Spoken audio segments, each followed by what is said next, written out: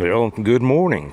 It is a beautiful morning. Hope you all are well. I am. I'm still on the mend and feeling good, so I thought I'd get this one thrown together quickly this morning just to talk about a couple of things. By the way, welcome to American Reversion for all of our old people and all of our new people. For our new people, welcome. It's great to have you. We welcome you to the channel, both the YouTube and the Patreon channel.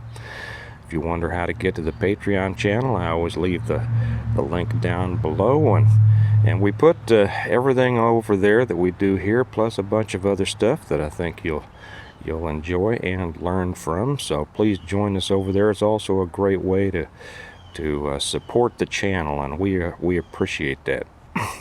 Well, one of the first things that I saw today, we've had some major victories here, haven't we? Talked about that the other day, with the overturning of Roe and then the Second Amendment. And I asked the other day, I guess in the last one, is America turning right? And we've seen the pendulum going back and forth through the past decades and the past election cycles.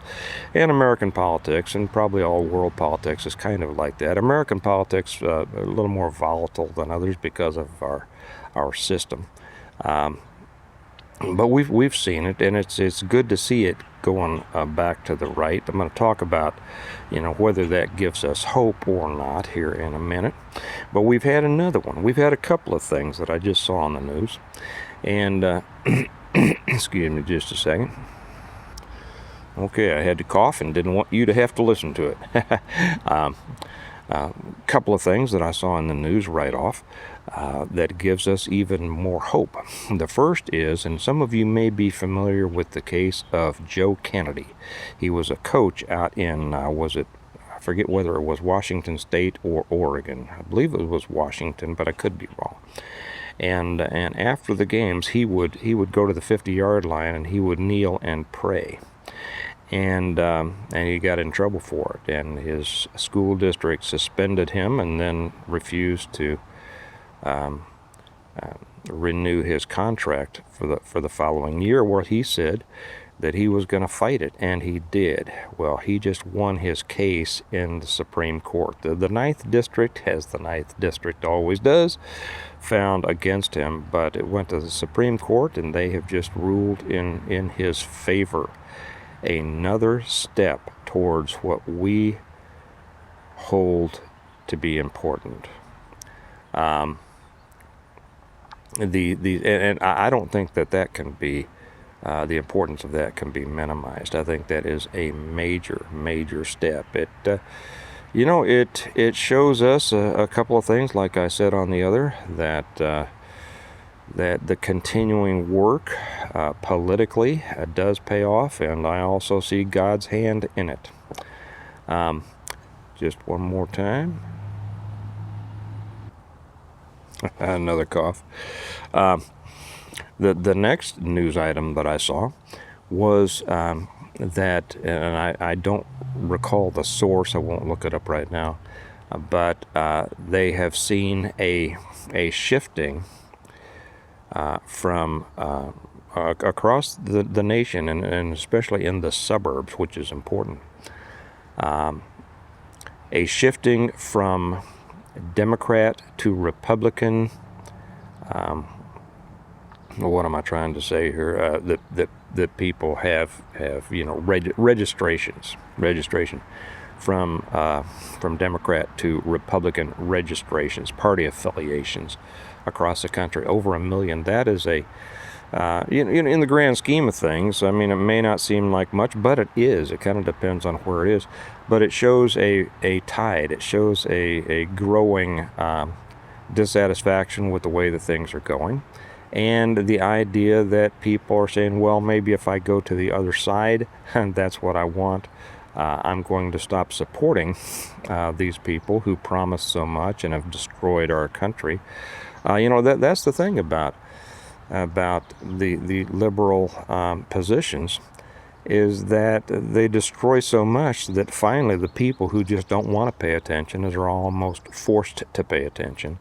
and they have a come to the truth moment eventually.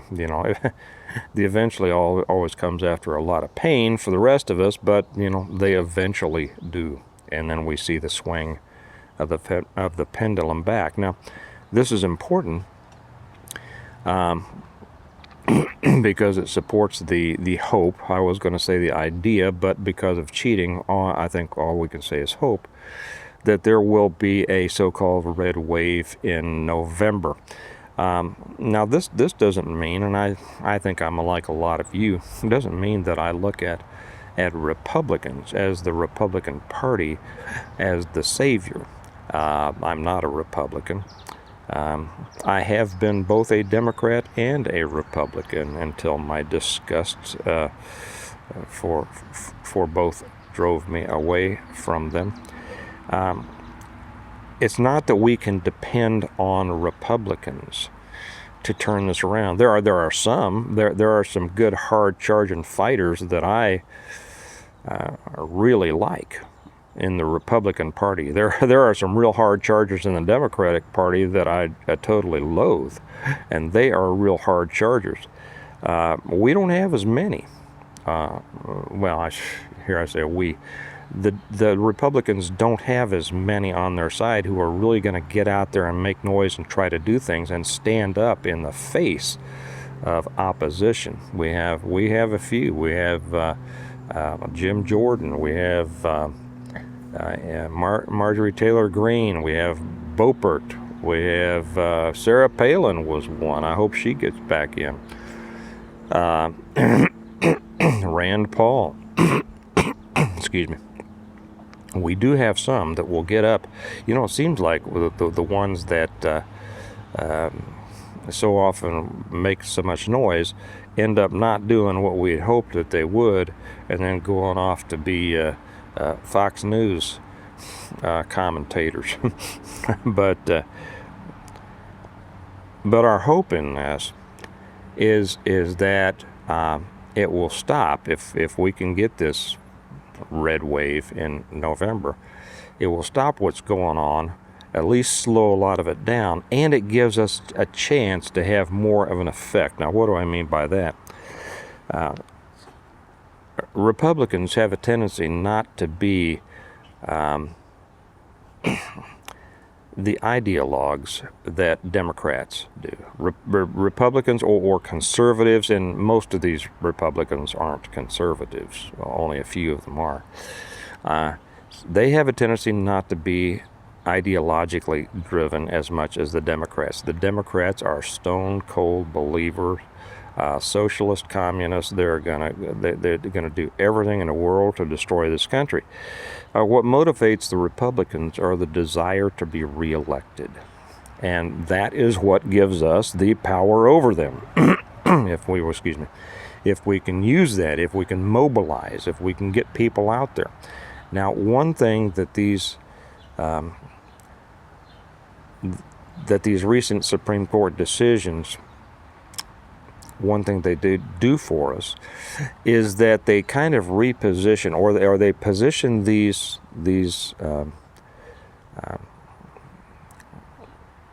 situations in the public arena to be talked about, and they give us then a chance to essentially make more disciples, to talk about them more, to engage our friends and neighbors in discussions and explain to them the rightness of our ways and the wrongness of the other.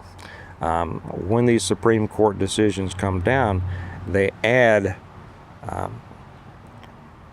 credence to those arguments, and they make people a little more, not the crazies will never listen, but they give these middle of the road people who never pay attention and just go along with the rest of the lemmings.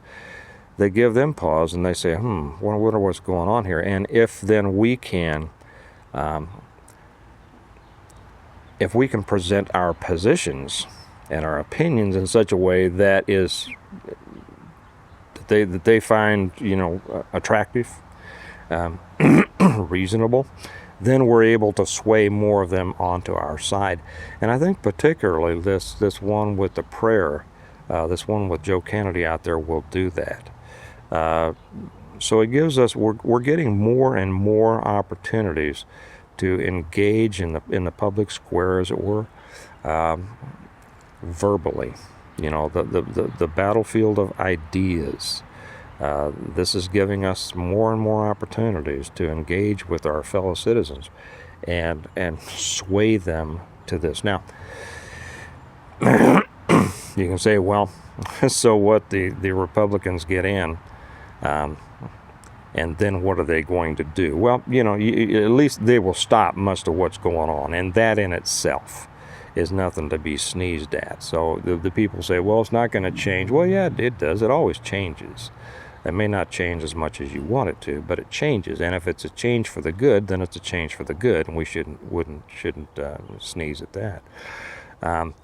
But it puts them in a position to where then it's up to us to be even more energetic in our working to influence and keep influencing them and saying, look, now you got your cushy job. You got into, there's a robin right across me. You got your cushy job. We voted you in. If you want to stay there, don't do this liberal crap that you all so often fall back on. Stay on the straight and narrow, because we are going to stay on you. And then we have to stay on them. We have to pay attention to what they're doing. And we have to hold their feet to the fire. This is the way that politics works. The other side always does it very well. We don't do it as well, and we have to get better at it. And really, politics is the engine of society, of a civic society, and anybody who refuses to be a part of it, they're abdicating one of their most important responsibilities in a representative republic. You know, everybody claims to. We have a lot of people rah-rahing about Second Amendment and everything like that, and saying how, well, being very vocal about it, but they won't do what they need to do. They won't stand up and satisfy their basic responsibilities as citizens of the country. And that's what's important. That's what takes the hard work. It's not the person that assures everyone that, when it comes for them, they're not giving up their poo-poos. No, it's the daily work. It's kind of like being a parent, as opposed to a grandparent or an aunt or an uncle who's always giving the presents. The parents are the ones who are doing the hard work every day. Well, hopefully, most parents are. Some aren't. That's one of the problems. Anyway, I think we have a lot of good things coming down the road. It's time for us not to sit back and congratulate, pat ourselves on the back and say, look what's going on. Ain't this great? It's time to say, these are opportunities for us to push harder and to work harder and to stay engaged and to keep this thing going in the right direction as far as we're concerned. And before I let you go, I do want to suggest that any of you who have not read the books of our sponsor, these are the books, the Stonemont series. It's a series of books that I wrote. It is about a proper society. The books are The Reversion, The Revival, The Renewal, and Appeal to Heaven, The Blessings of Freedom. And I started talking about these just recently because I heard so many people would say, well, I never heard of those books. Or then when I started talking about these, I had a lot of people tell me, well, I've read those books, but I didn't know you were the author of it. Well, I am. And these are they're a post-apocalyptic books in that they're about preparation for, survival through, and then the rebuilding after an EMP-CME type of situation that pretty much takes out the whole world. But in these, I talk about comparative justice. I talk about the history of our country. I talk about what happened to our country. I talk about what should have been, and I talk about the proper rebuilding of a society after its collapse. It's about family values, it's about God, it's about country, it's about hard work, it's about self-reliance, it's about individual responsibility. It's about how a society, a civil society, should operate and should not operate. And if you haven't read them, I think that you would love them. If you're on this channel, I think that you would love them. There are 2 ways that you can get them, and I put the links down here. You can get them through Amazon and either trade paperback or Kindle, or you can get signed copies from me directly. That takes a little bit longer because I don't specialize in shipping like Amazon does. But both of the ways to get them are down there right below the link that shows you how to get to our Patreon channel. So if you like those, if you like this channel, you would love these books, and I hope that you will. Read through some of the comments over on the other over on integrative preparedness. You'll see a lot. Or go to the Amazon, and you can see all of the reviews. But I think that you will love these and would love to have you as a stone modder. It gives you all the lessons that you need, and it will give you a lot of things to discuss with your friends and your family and all of that. So with that, I'll let you go. Hope you all have a good day. We are seeing things going our way. It's up to us to keep on working and make sure that momentum is maintained. Maybe we can get this country back. Like we say here, America needs a reversion. It needs you to be a part of it. It needs me to be a part of it. It needs us all to be a part of it, working to get these things squared away so that perhaps our children and grandchildren will be able to grow up in a country that was at least close to the one we did. Okay? You all have a great day, and I'll talk to you later. Bye-bye.